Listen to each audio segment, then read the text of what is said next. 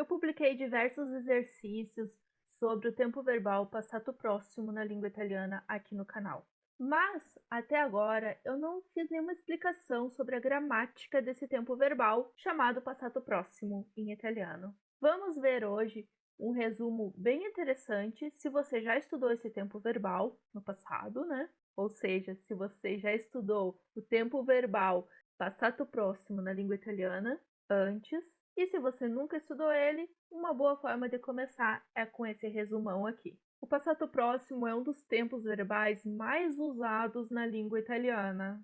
Ele indica eventos, experiências e fatos concluídos no passado, cujos efeitos perduram até neste momento. Ou seja, quando a gente usa o passato próximo na língua italiana, a gente está falando de alguma coisa que aconteceu no passado e o efeito dessa coisa está durando até agora, até o presente. Para a gente formar o tempo verbal passato próximo na língua italiana, nós vamos usar dois verbos auxiliares, não ao mesmo tempo. Vamos escolher entre um e o outro. E são aqueles verbos que a gente aprende lá no início do curso, que são os verbos avere e essere. Esses verbos auxiliares do passato próximo, essere e avere, são conjugados no presente.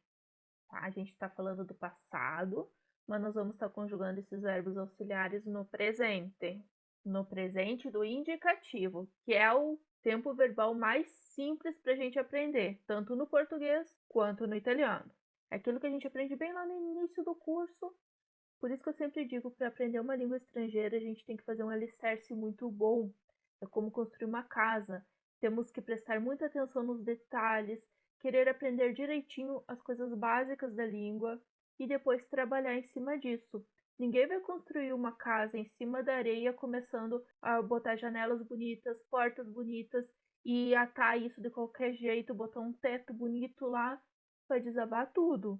Tem que ter muita paciência bem no básico de qualquer língua que você vai estudar e depois, com calma, ir melhorando isso. É a única forma de aprender corretamente.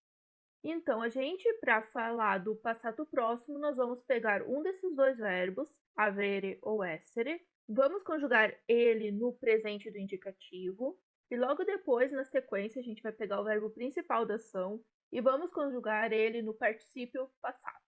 Então, nós vamos ter dois verbos conjugados em tempos diferentes.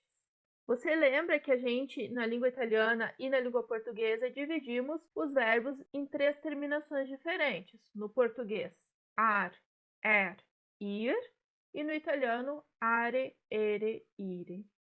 Então, vamos começar lá na primeira, os verbos que acabam em are. Para a gente fazer o particípio passado dos verbos que acabam em are, nós vamos retirar o are e vamos trocar ele por ato. Exemplo disso: parlare, que significa falar, fica parlato. Mangiare, que significa comer, fica mangiato. Falado e comido.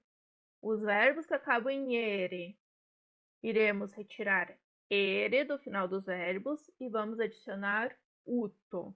Exemplo disso: vendere, que significa vender, venduto, que significa vendido.